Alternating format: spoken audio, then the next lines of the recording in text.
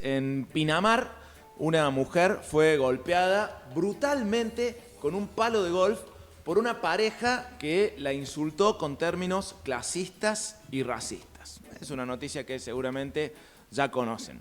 En Palermo, en el mismo fin de semana, militantes pro-Palestina fueron hostigados y agredidos verbalmente por un tipo que les gritaba: negros de mierda, yo soy rico y ustedes pobres, la gente rica no va presa, ¿no?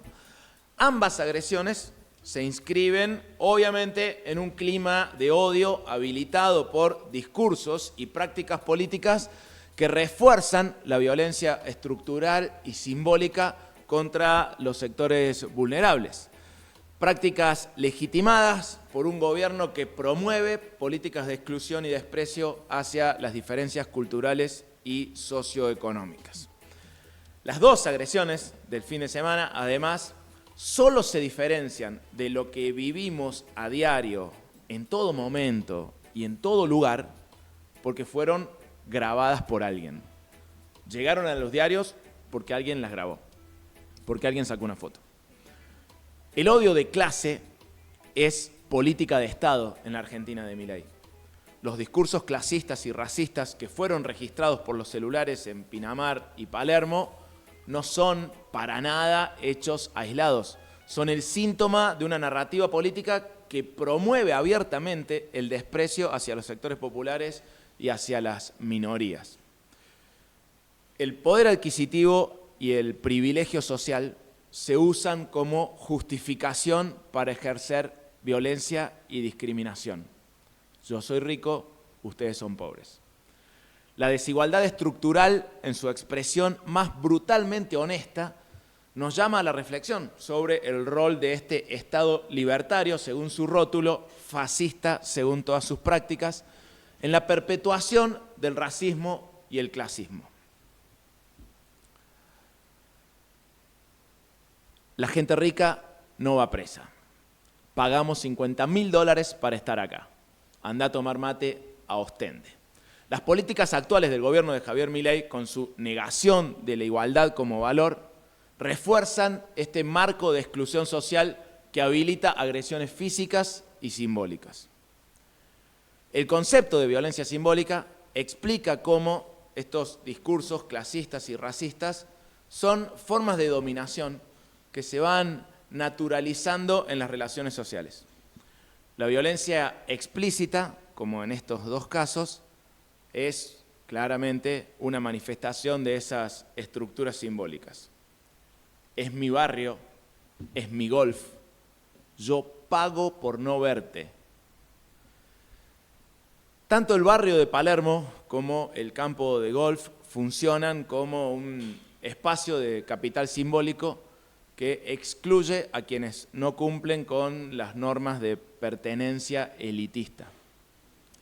Algo muy parecido sucede en el Paseo del Buen Pastor.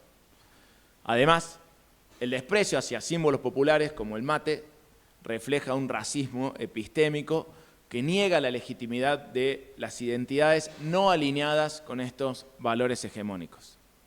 La agresión física, en este sentido, no es nada más y nada menos que un acto colonial que busca expulsar a los otros del espacio privilegiado.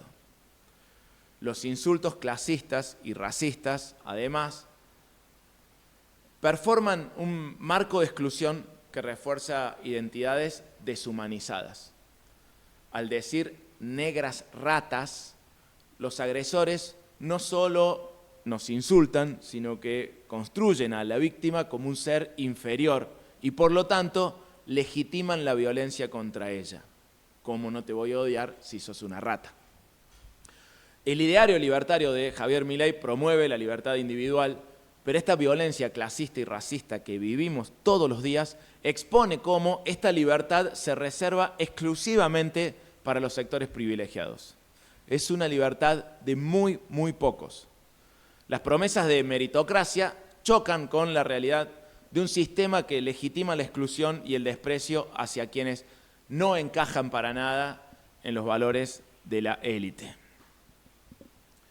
Aunque los libertarios promueven según su propio discurso, un Estado reducido, los hechos, la realidad, muestra cómo las fuerzas de seguridad protegen privilegios y actúan como garantías de la violencia de clase. Ahí hay un Estado grande y presente. En los videos se ve claramente cómo, mientras el rico que nunca va preso insulta a los demás, la agente de policía de la ciudad de Buenos Aires protege al agresor y no a los agredidos.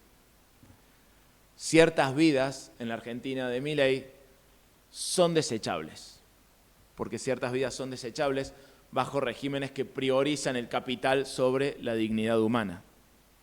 Regímenes que además inducen y profundizan crisis económicas, inducen y profundizan crisis políticas y crisis sociales para imponer políticas de exclusión y aumentar esa desigualdad.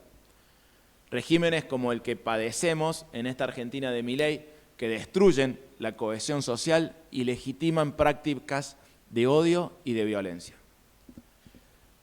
Es imperativo que recuperemos el Estado y lo revaloricemos como garante de la justicia social, porque el desprecio clasista no se resuelve esperando que la gente rica que no va presa alguna vez aprenda.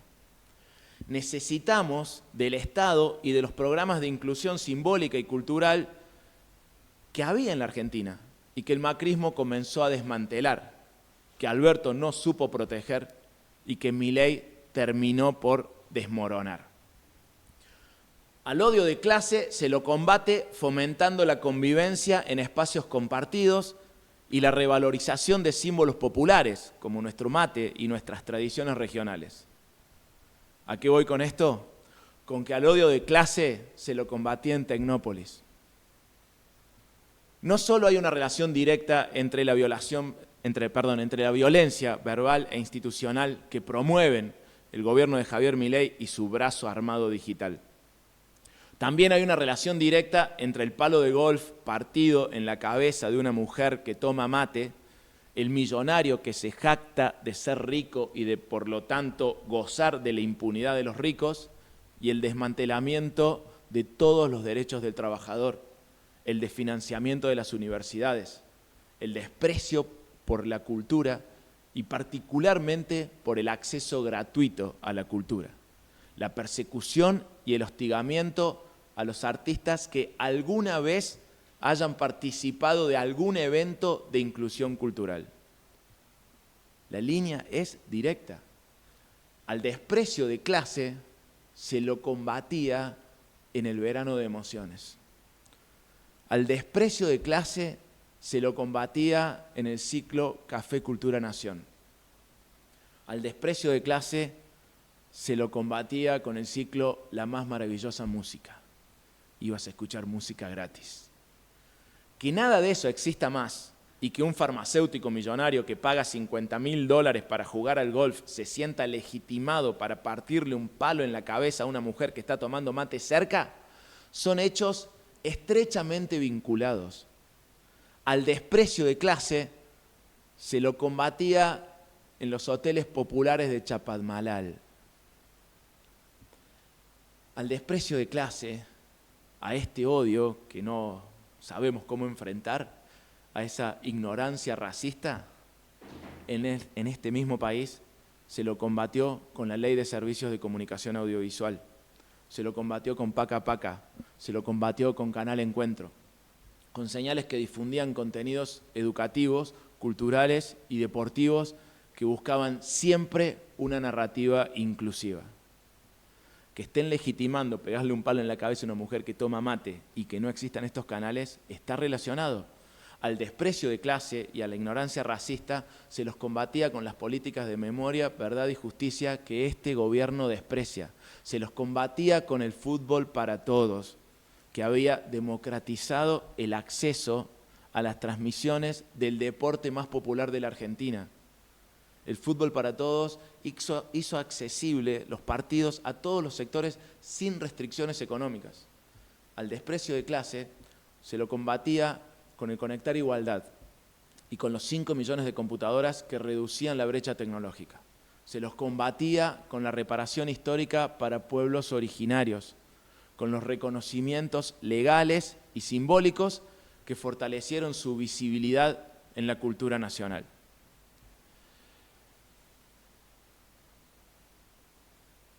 Qué país que teníamos, ¿no? Cuando haces el recuento, que en este caso además se queda corto, decís, qué país que teníamos. Las cosas que perdimos en el fuego eran las cosas que evitaban el fuego. De una manera sumamente concreta, los tipos que se benefician muchísimo con cada una de esas pérdidas han logrado convencer a gran parte de esta sociedad de que ese recuento de dignidades es sinónimo de ser termo, de ser ultra kirchnerista, de estar infectado con el virus Cuca. En los 90 pasaba algo parecido. La reivindicación de los logros del peronismo era motivo de parodia. Se te reía Tato Bores si lo hacías. Un Batman latinoamericano gritaba «Viva Perón» antes de abrir una sidra. Ese es el mismo vaciamiento cínico que supone poner los primeros acordes de la marcha peronista cada vez que habla Guillermo Moreno o que cada vez que sobreactúa su supuesta doctrina. Tenemos que recuperar el Estado para reconfigurar la justicia con perspectiva de igualdad. Tenemos que recuperar el Estado para asegurarnos de que los fiscales y los jueces actúen de forma imparcial frente a estos casos de violencia simbólica y física. Recuperar el Estado para implementar políticas que refuercen nuestra identidad nacional. Recuperar el Estado para promover el cooperativismo como una herramienta para equilibrar la influencia de estas élites. Qué país que teníamos. Vuelvo a los 90 porque después de los 90, Néstor Kirchner logró sacarnos de ese pozo recordando a Juan Domingo Perón. Nos toca a nosotros salir de este pozo recordando a Néstor Carlos Kirchner. Muchas gracias. Bueno.